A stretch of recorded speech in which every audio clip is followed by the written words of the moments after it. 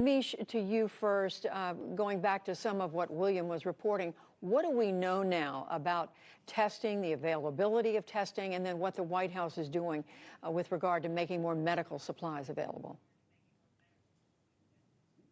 Well, there are two critical things and two critical challenges that the United States is facing right now as it relates to coronavirus. The first is that the U.S. is not able at this point to meet the demand of testing. There are a lot of people who want to be tested and need to be tested for the coronavirus who are not being able to get those tests. The second thing is that there are hospitals saying that they are facing dire shortages of medical equipment, things like masks and other equipment that they need to treat patients. So I put a question to the president that said, when will people, everyone who needs a test, be able to get a coronavirus test? Here's what he said. We inherited, meaning this administration, an obsolete, broken system that wasn't meant for anything like this.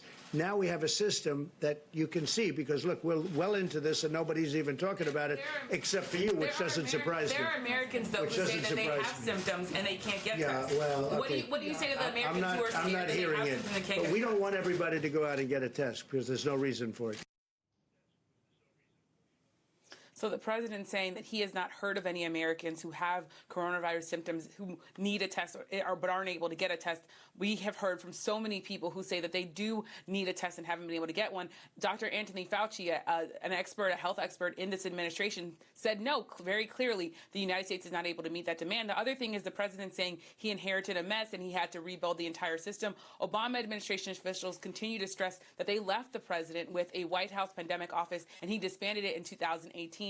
The other thing to note is that the president's talking about having this Defense Production Act being invoked, but the president was going back and forth, and he really never landed very clearly on whether or not he's actually directing companies to start making medical equipment. Instead, he said that companies like General Motors, they want to start making medical equipment, but it's not clear whether or not the president is actually saying you need to now start making medical equipment. And of course, that's very, very important for hospitals who are facing these shortages.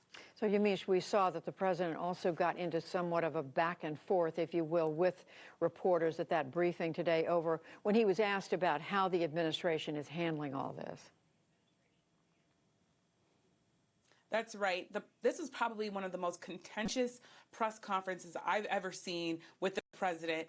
President Trump was angry. He was lashing out at reporters. Specifically, he was talking about the idea that he felt aggrieved by NBC News' Peter Alexander. He said that he was very angry at Peter for asking a question about whether or not he had a message for Americans who were scared. President Trump said that he was a nasty reporter, that was a bad question. We've seen the president do this over and over again. The other thing to note is that for the first time possibly in modern history, a former White House press secretary was posing questions to the president that used to work for. Sean Spicer was sitting next to me today in the White House briefing room. So it was very interesting to see the president lash out. The other thing is, of course, the president was in a much better mood when he was talking about the border changes that he's making. He said, I've been trying to make a lot of changes, a lot of things that I wanted to do about undocumented immigrants, and now I'm able to do those things.